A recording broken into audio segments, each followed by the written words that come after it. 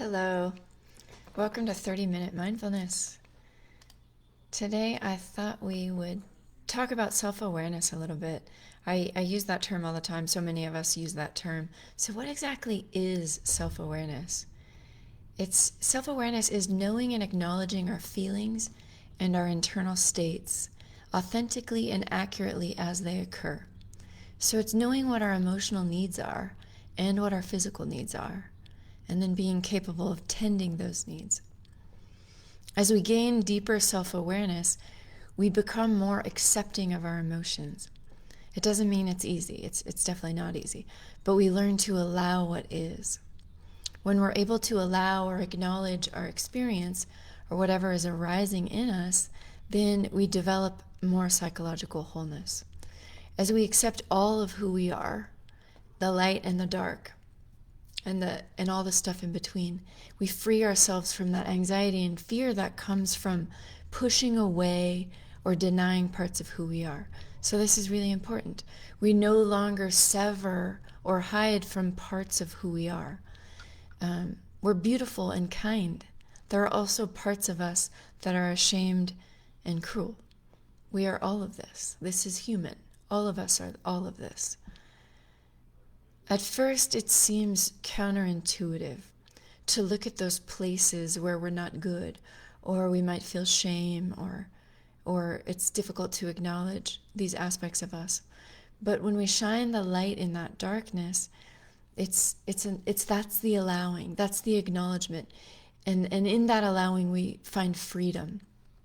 We let go of that need to separate out what we don't want to see.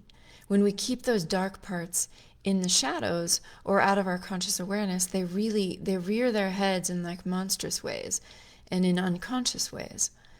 Behaviors that are propelled by our shadow or our unconscious motives show up out of the blue. They might feel like a sucker punch.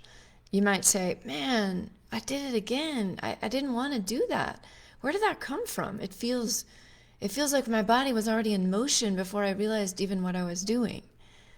That automatic pilot feeling, that feeling like we don't have any control, that's the power of our unconscious mind. So when our unconscious motives are incongruent with our conscious beliefs about who we are, there's a dissonance, or that's where these obsessive and uncontrollable behaviors come from. So we work to get conscious of what's going on inside, what's going on for us. And then as we look at those places that scare us, we look into the darkness to develop that conscious awareness. As we consciously and courageously look at what's present, the good, the yucky, the neutral stuff, whatever, we begin to see with clarity. We really begin to see the reality of what's going on in our life. And we acknowledge how we feel about our experiences with that same accuracy and authenticity that we're diving into. So meaning we don't make everything perfect when it's not. When whatever feelings arise, when we allow whatever is to really be there, that honors and validates our experience. We aren't shoving the bad stuff into the basement of our unconscious mind. We're giving it a voice at the table. We're holding both the light and the dark in balance. It's the process of holding the tension of the light and the dark in balance that brings us this psychological wholeness. So moving towards psychological wholeness, it reduces anxiety, it reduces fear, because we're living more transparently with our inner truth. Our unconscious motives are congruent with what we believe to be true about who we are. And that is going to give rise to peace and calm and well-being. So the more conscious we become of our thoughts and our behaviors and our emotions, the more we can see when we slip into old thought patterns. And those thought patterns can often lead us to distracting behaviors, the things that we don't want to do. So the more we self-check by this inquiry that we have, what's going on inside? What do I need? What's going on for me? The more we will begin to see through some of those sticky spots. Seeing the choice and slowing down that automatic pilot thinking, the process that slowing that down allows us to see the fork in the road. It allows us to see the choice. And that's the first step towards interrupting that memorized, unconscious, computer program thinking pattern that runs in our mind. And that's the power of self-awareness. It creates that fork in the road so we can choose if we want to walk down the road of kind of reactionary behavior or if we want to walk down the higher road. We don't always choose the higher road, but that's okay. The power is in the choice. The power is in seeing that there's a choice. So with that, today I thought in our mindfulness practice we would do this practice called RAIN. And RAIN is just an acronym that stands for recognize what's going on, allow the experience to be there just as it is, and investigate with interest and curiosity for a deeper understanding about what's going on for us, and then nourish with self-compassion. We go, oh, look at that. My humanity is showing through. How interesting. Okay, let me sit with that. So I'll guide us in our mindfulness practice, but we'll use that acronym to recognize, allow, investigate, and nourish. And then it's something that you can do on your own if you find it useful and valuable. So with that, I invite you to close your eyes. Find a posture that's upright but comfortable, something that evokes alertness.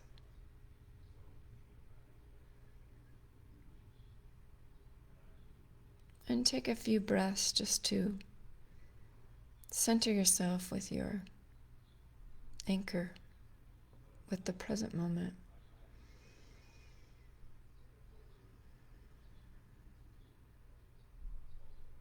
Ride that wave of your breath as it goes in and out.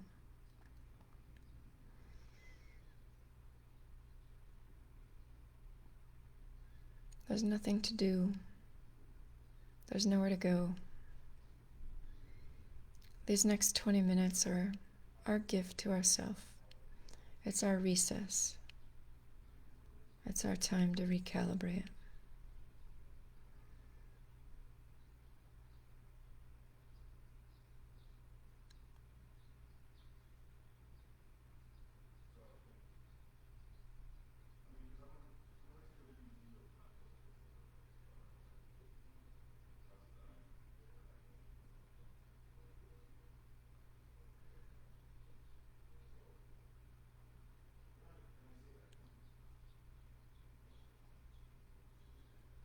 Just let your body be at ease and let your breath be natural.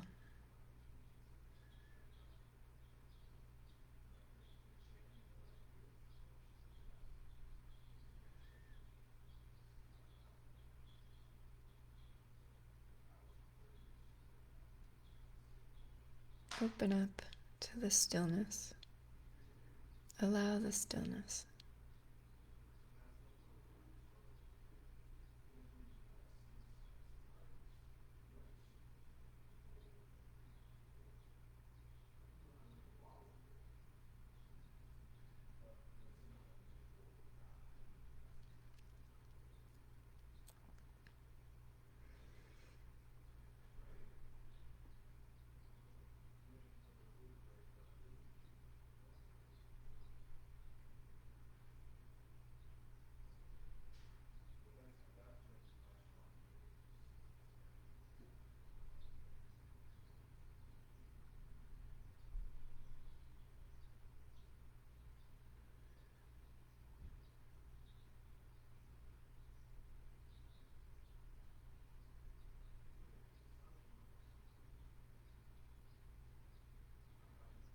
No, just curiously recognize what's going on for you.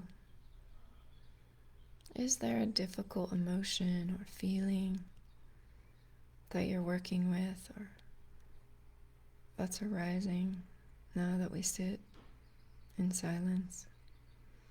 Is there a difficult situation that weighs on your shoulders?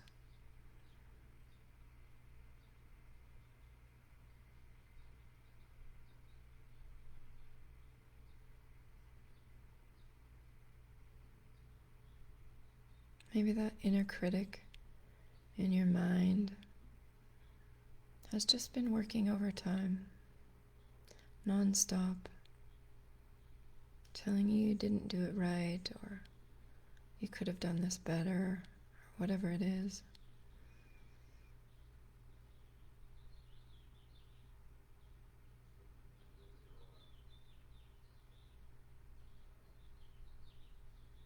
Maybe you're feeling a sense of shame or fear, anxiety. Maybe the weight of depression is present for you.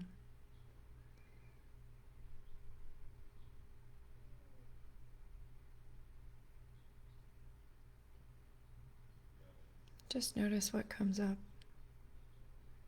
And maybe just whisper its name. If it's fear, just say fear, fear, fear. If it's depression, maybe just note that.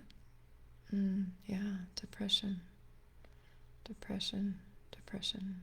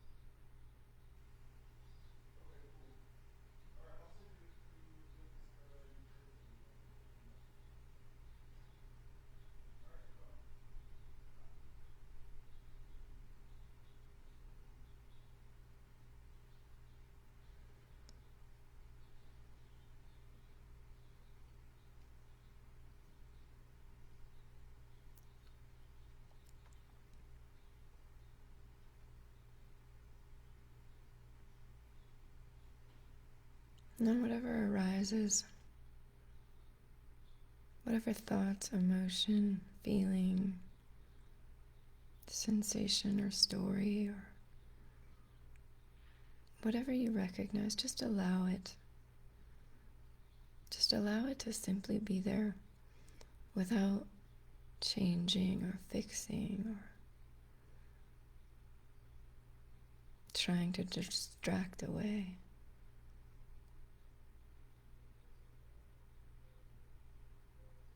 Just let it sit here for a minute.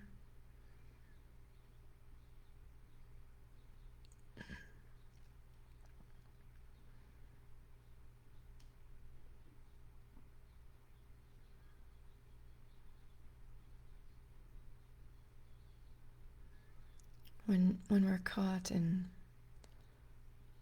that self-judgment, that condemning nature that our voice can have sometimes, that inner critic, allowing doesn't mean that we're agreeing with this idea that we're unworthy, or these notions that we can't do it. Allowing isn't agreeing with that. We're acknowledging the self-judgment that's coming up, and we're acknowledging the painful feelings that come with that. So we're not allowing the judgment, we're allowing the feeling from underneath. Ah, yes, that too, that's painful. Look at that. It's hard to feel that.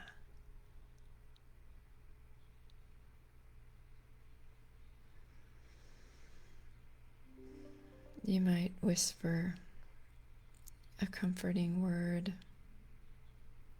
or phrase, something you would say to your best friend. Like, I'm here, or you're safe.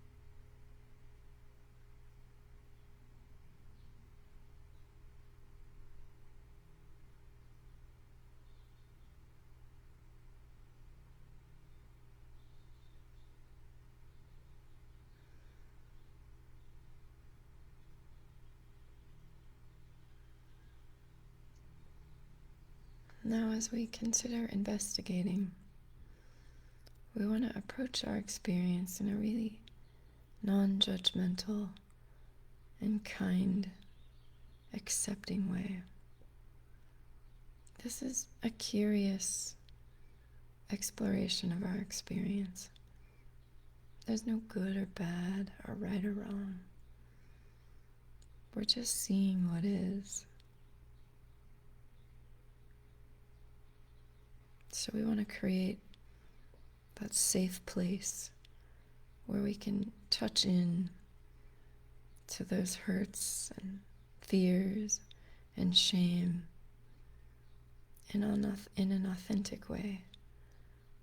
Those painful feelings that are below the story we tell.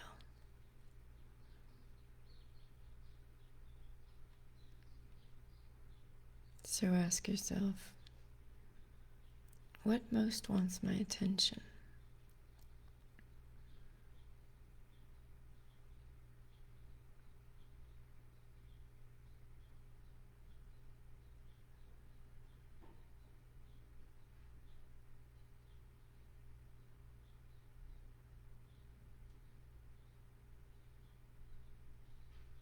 And what does it feel like in my body?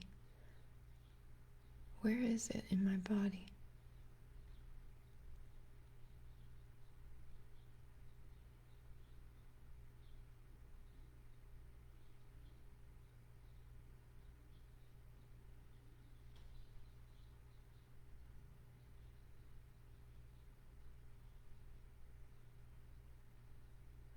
What am I believing?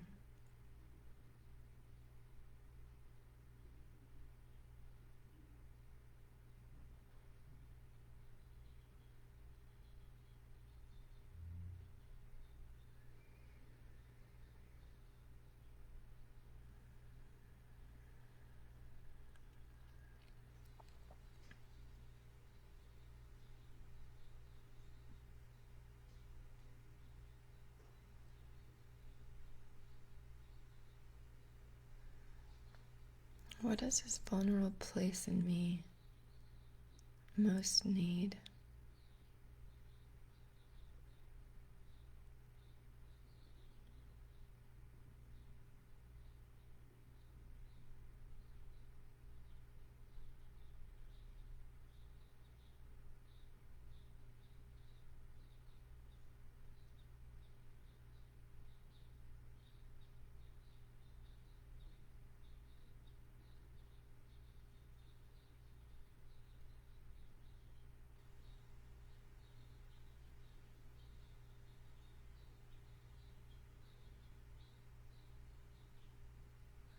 What is this vulnerable place in me telling me? What is it trying to communicate?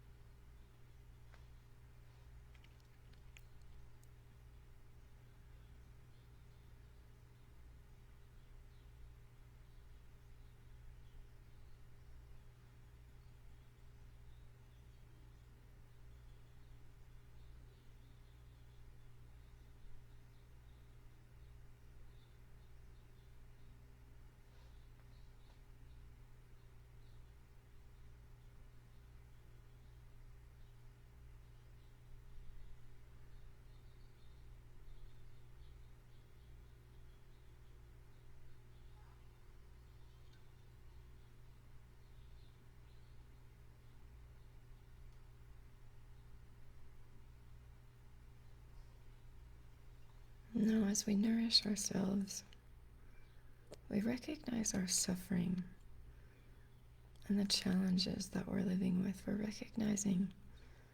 We're nourishing what we've uncovered. We sense the wounded or the frightened parts of us, the hurting places inside that most need our attention.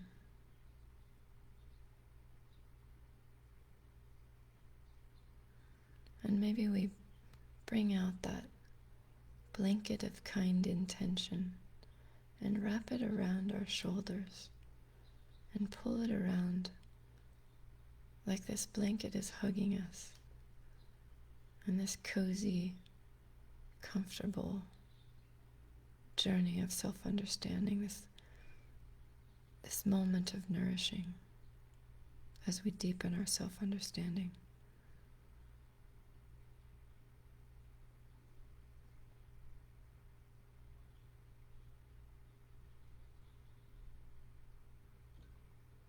What is it you need most?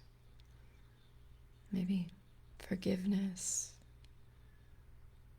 kindness, understanding,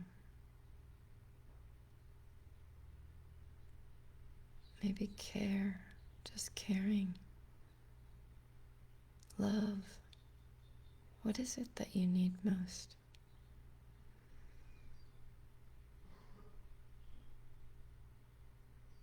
And offer yourself a gesture of this kind intention.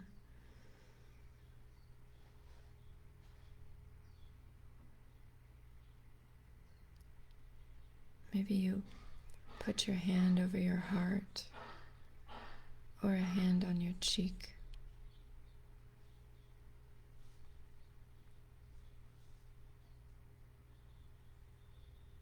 Just as a gesture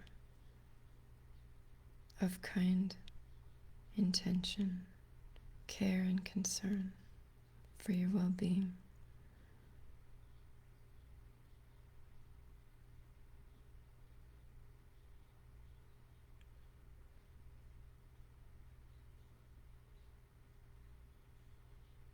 Maybe you envision being embraced by a warm glow of radiant light. Maybe it embodies all of you.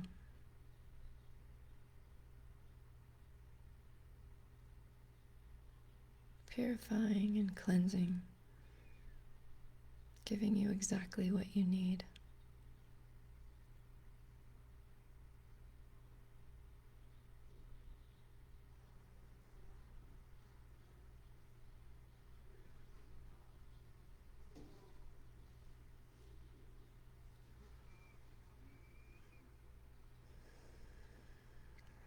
If it feels difficult or forced to give yourself this nourishment, this kind intention, it can be helpful to imagine a spiritual leader or a friend or a pet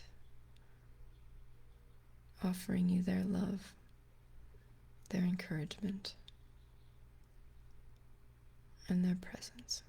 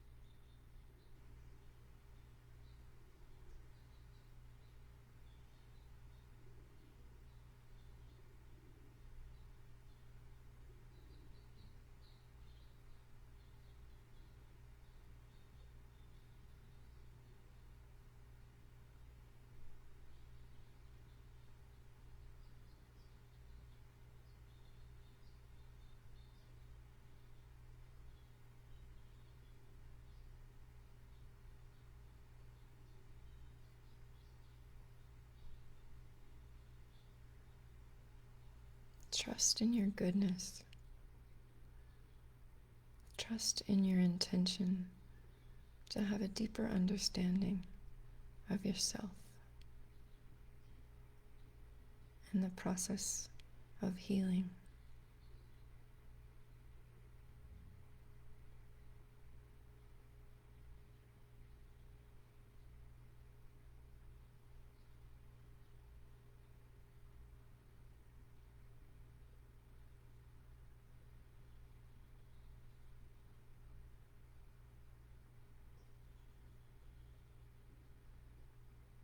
And for the last couple minutes, just come back to your breath.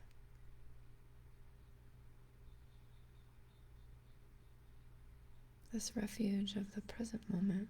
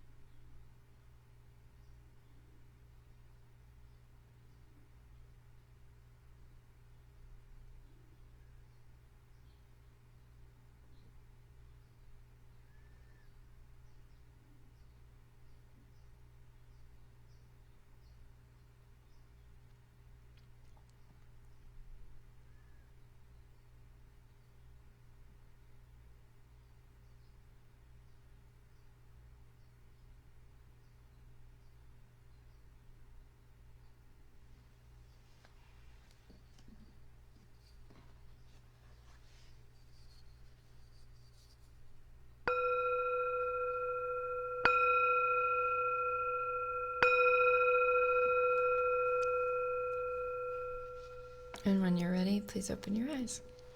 Thanks for being here today. I'll see you tomorrow. I always love your comments and feedback. Have a great day. Be safe. Be healthy.